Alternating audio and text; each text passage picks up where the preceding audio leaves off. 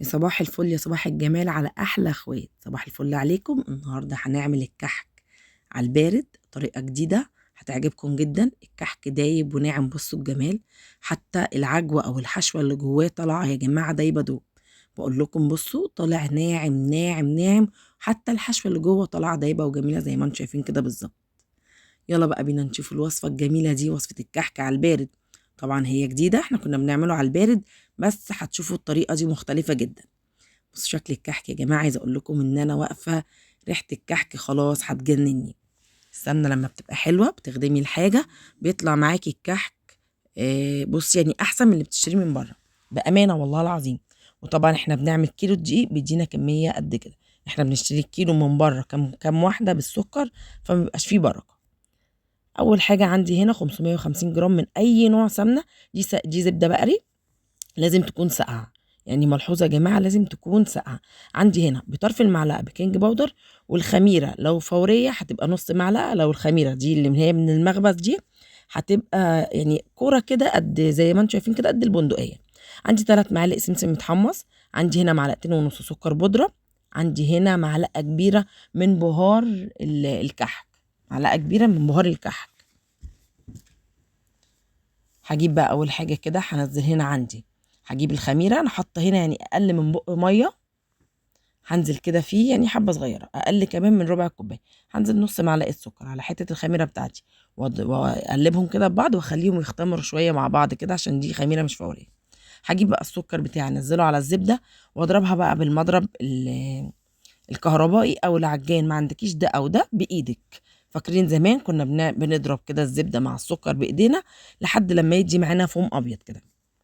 هفضل بقى انا اضرب فيها. انا مش عارفه الحته بقى المقطع دوت اتحذف مني، في حاجه غلط انا مش عارفه، بس انا قعدت اضرب فيها كده لحد لما بقى معايا فوم ابيض زي ما انتم شايفين كده.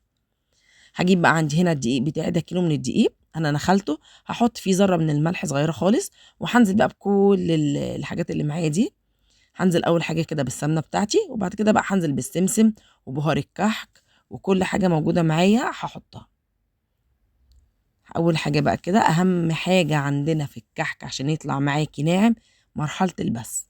يا جماعه مرحله البس دي مرحله مهمه. لو ما بستيش الكحك مش هيطلع معاكي كحك ناعم ولا مظبوط خالص. انا بقى هنا نزلت بالبيكنج باودر والسمسم وبهار الكحك. بيتباع عند مستلزمات الحلواني او العطار. بتحبي انت تعمليه بقى بالريحه بالحاجات التانية اللي يريحك اعمليه. هنزل بقى هنا بالخميره كده، نزلت بكل حاجه، ومعايا نص كوبايه ميه دافيه. هخليها بقى كده على جنب، واحده واحده بقى اشيل بقى الاسباتيولا بتاعتي واستخدم هنا ايدي. مرحله البس ما ينفعش فيها الاسباتيولا، لازم هنا ايدي. لو عندك عجان طبعا هيعمل مرحله البس دي. ابس بقى كده واحده، اشرب بقى السمنه كل الدقيق، مخليش ولا نقطه دقيق كده ما دخلتش فيها السمنه. بعد بقى ما هخلي السمنه تدخل في كل الدقيق زي ما انتم شايفين، دي بقى مرحله البس. دي مرحله مهمه جدا، ان انا اقعد بقى بس كده زي ما انتم شايفين اهو. مش هسيب حته من غير لما بسها كده، وهي دي المرحله اللي بتنجح معانا الكحك. بعد ما اشرب بقى كل الدقيق بالسمنه كده وادخل كل الحاجات الحلوه دي في بعض، هبتدي بقى انزل بالميه بتاعتي حبه حبه، اشوف هتاخد نص الكوبايه، ازيد شويه اقل شويه حسب نوع الدقيق. انا هنا بقول لكم هنزل بقى كده حبه حبه اهو زي ما انتم شايفين، وابتدي بقى ان انا بس. انا خليت كده يعني عملت حساب الحبه اللي انا خدتهم في الخميره، انا خليتهم وما احتاجتهمش تاني. هبس بقى كده، خدي ربع ساعه 10 دقايق بس، وما تسيبيش ايدك كده لحد لما هتلاقي العجينه معاكي بسم الله ما شاء الله.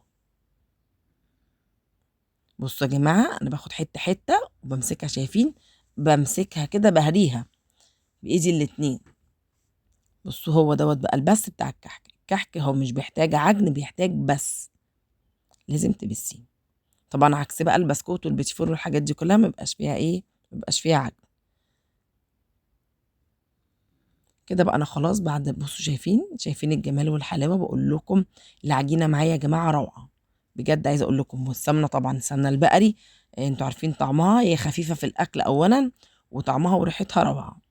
كل ما هتخدمي الحاجه هتطلع معاكي بصوا احلى من بتاعت بره مليون مره. طبعا انتوا سمعتوا اسعار الكحك. قومي بقى واعملي كيلو الواحد، مش هيكلفك يعني 300 جنيه، بامانه والله العظيم. مش هيكلفك اقل كمان من 300 جنيه. طبعا الاسعار من 600 ل 1200 حاجه يعني بصراحه يعني مبالغ فيها قوي. هنا بقى هغطيها بفوطه عشان العجينه ما تنشفش مني، وابتدي بقى ان انا اشكل واخبز على طول. الكحك يا جماعه مش بيخمر، الكحك بتشكلي وتخبزي كده على طول، بيخلص بقى معاكي ويطلع معاكي كده زي الفل. انا عندي هنا المنقاش وعندي هنا البصامه. انا طبعا كرشه بحب قوي المنقاش، بس لازم اوريكم ده وده، اللي حابب يعمل كده يعمل، واللي حابب ينقش ينقش. بس انا فرحه العيد عندي وكحك العيد دوت لازم انقش، وبالنسبه لي النقش احلى لان بيثبت السكر.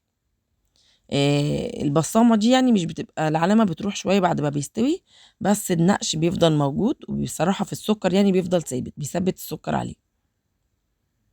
زي ما انتم شايفين ده شكل اهو بالبصمه، وبرده هعمل بالمنقاش نقشه كده انا بحبها.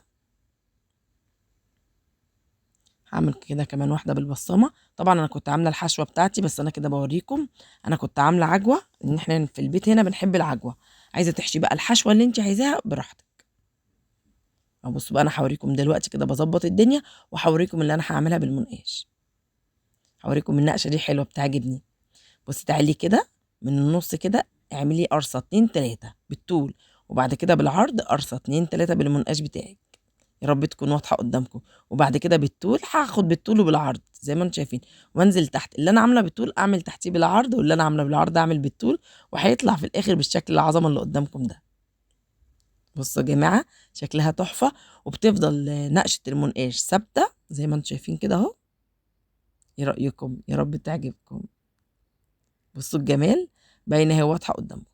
هاخده بقى اخبزه على درجه حراره 200، واطلعه بقى بالشكل اللي انتوا هتشوفوه معايا دلوقتي، ناعم ودايب. يستاهل بجد اللي انتوا تقوموا وتجربوه. يلا محدش يشتري الكحك من بره يا جماعه، يعني ده بربع التكلفه هتعملي بالكميه اللي انت كنت هتجيبيها من بره. بقول لكم بصوا لونه ذهبي روعه. الريحه يا جماعه والله العظيم انا بسجل معاكم، الريحه مغرقه الشقه حتى بعد ما خلصت. بصوا النعومه والجمال حاجه كده بجد روعه. تاكليه يدوب في بقك، مش محتاج حتى ان انت حتى تحطي له سكر. طبعا الاولاد كلها بتحب السكر على الكحك، انا عايزه اقول لكم ان هو طعمه سكر، طعمه جميل، ده يبدو يستاهل بجد اللي انتوا تجربوه. كل سنه وانتوا طيبين، ويا رب كده ما يقطع لكم اي عاده، وتقوموا وتعملوا الكحك والبسكوت وتفرحوا وتفرحوا عيالكم وتفرحوا بيتكم، ويجعلوا عيد فطر عليكم يا رب سعيد كله خير وهنا. بصوا الجمال يا جماعه. يا رب كده الفيديو يكون خفيف وعجبكم، ويا رب اكون افدتكم. الوصفه دي حلوه، انا عن نفسي جربتها. لما بجرب وصفه جديده بحب اقول لكم اذا كانت ناجحه ولا لا. الوصفه ناجحه. اشوفكم في فيديو جديد.